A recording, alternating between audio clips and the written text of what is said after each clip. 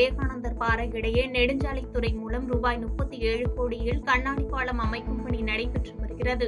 இந்நிலையில் இந்த கண்ணாடி கூண்டு பாலத்தினை விரைந்து முடிக்க சுற்றுலா பயணிகள் கோரிக்கை வைத்ததைத் தொடர்ந்து இன்று பொதுப்பணித்துறை அதிகாரியுடன் நெடுஞ்சாலைத்துறை அமைச்சர் ஏதவேலு நேரில் வந்து பார்வையிட்டு ஆய்வு மேற்கொண்டார். அப்போது உடன் அமைச்சர் மனோ தங்கராஜ், மேயர் மகேஷ், மாவட்ட ஆட்சித்தலைவர் அழகுமினா உள்ளிட்டோர் இருந்தனர். செங்கல்பட்டு மாவட்டம் குன்றத்தூர் வடக்கு ஒன்றிய திமுக மற்றும் மாங்காடு நகர திமுக சார்பில் பொது உறுப்பினர்கள் கூட்டம் மாங்காடு மற்றும் கோவூர் பகுதிகளில் உள்ள தனியார் திருமண மண்டபங்களில் நடைபெற்றது. இதில் சிறு குறு மற்றும் நடுத்தர நிறுவனங்கள் தொழில்துறை அமைச்சர் தாமோ அன்பரசன் கலந்து கொண்டு கட்சி நிர்வாகிகள் ஆற்ற வேண்டிய பணிகள் குறித்தும், இளைஞர் அணியில் இளைஞர்களை அதிக அளவில் உறுப்பினர்களாக சேர்ப்பது குறித்தும் ஆலோசனை வழங்கினார். திருச்சியில் பள்ளி மாணவிகளுக்கு பாலியல் தொல்லை அளித்த மகன் மற்றும் தாய் நீதிமன்றத்தில் காவல்துறையினர் ஆஜர்படுத்தி சிறையில் அடைத்தனர். திருச்சி மேலப்புதூரில் தொடக்கப்பள்ளி ஒன்று செயல்பட்டு வருகிறது. இயல்பு நிலையில் உள்ள சில மாணவிகள் அங்குள்ள விடுதியில் தங்கி பயின்று வருகின்றனர். பள்ளியின் தலைமை ஆசிரியராக கிரேஸ் சகாயராணி பணிபுரிந்து வருகிறார். இவரது மகன் சாம்சன் லால்குடியில் உள்ள அரசு ஆரம்ப சுகாதார நிலையத்தில் மருத்துவராக பணிபுரிந்து வருகிறார். இவர்கள் மாணவிகள் தங்கியிருக்கும் விடுதிக்கு சென்று அவர்களுக்கு மருத்துவம் பார்ப்பது போன்று கடந்த 6 மாதங்களாக பாலியல் தொல்லை கொடுத்து வந்ததாக கூறப்படுகிறது. இதுகுறித்து புகார் எழுந்த நிலையில் திருச்சி மாவட்ட சமூக நலத்துறை அலுவலர் விஜயலட்சுமி கோட்டை அனைத்து மகளிர் காவல் நிலையத்தில் புகார் அளித்தார். புகாரின் பேரில் காவல்துறை ஆய்வாளர் நிர்மலா அப்பள்ளிக்கு சென்று விடுதியில் தங்கி பயிலும் மாணவிகளை அழைத்து விசாரணை மேற்கொண்டார். விசாரணைக்கு பின்னர் போக்சோ சட்டத்தின் கீழ் சாம்சன் டேனியல் மீது வழக்கு பதிவு செய்து சாம்சனை கைது செய்து விசாரணை மேற்கொண்டனர்.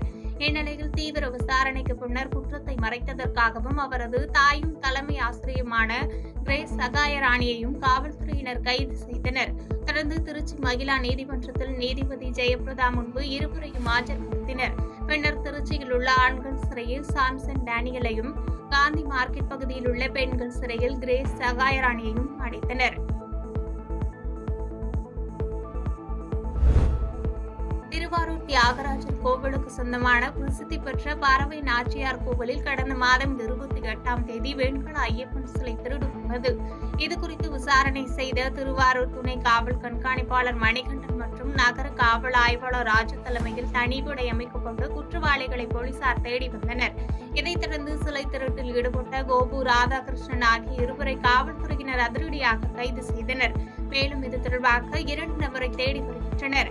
அவர்களிடமிருந்து திருடு போன ஐயப்பன் வெண்கல சிலையையும் காவல்துறையினர் பறிமுதல் செய்தனர்.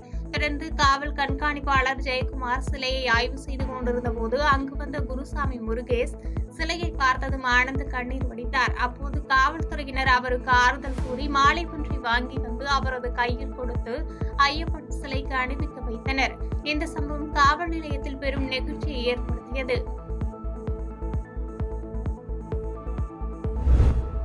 தூத்துக்குடி மாவட்டம் கோவில்பட்டி அருகே கழுகாசலபுரத்தில் செல்வமோகன் என்பவருக்கு சொந்தமான தீப்பெட்டி ஆலை உள்ளது.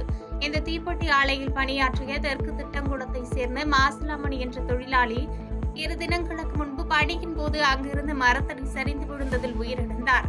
இந்நிலையில் நேஷனல் சிறு தீப்பெட்டி உற்பத்தியாளர்கள் சங்க தலைவர் பரமசிவம், துணைத் தலைவர் கோபால்சாமி ஆகியோர் முன்னிலையில் உயிரிழந்த மாசிலாமணியின் மனைவி அழகுமுத்துவிடம் ஆலையின் தரப்பிலிருந்து அதன் உரிமையாளர் செல்வமோகன் 5 லட்சத்திற்கான காசோலை மற்றும் நேஷனல் சிறு தீப்பெட்டி உற்பத்தியாளர் சங்கம் சார்பில் 1 லட்சத்திற்கான காசோலையும் என மொத்தம் 6 லட்சத்திற்கான காசோலைகளை வழங்கினர்.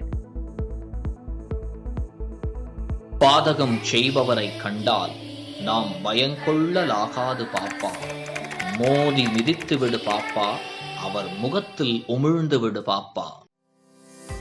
அண்மை செய்திகளை உடனுக்குடன் தெரிந்து கொள்ள இணைந்திருங்கள் இயம்நாடு தொலைக்காட்சியுடன்.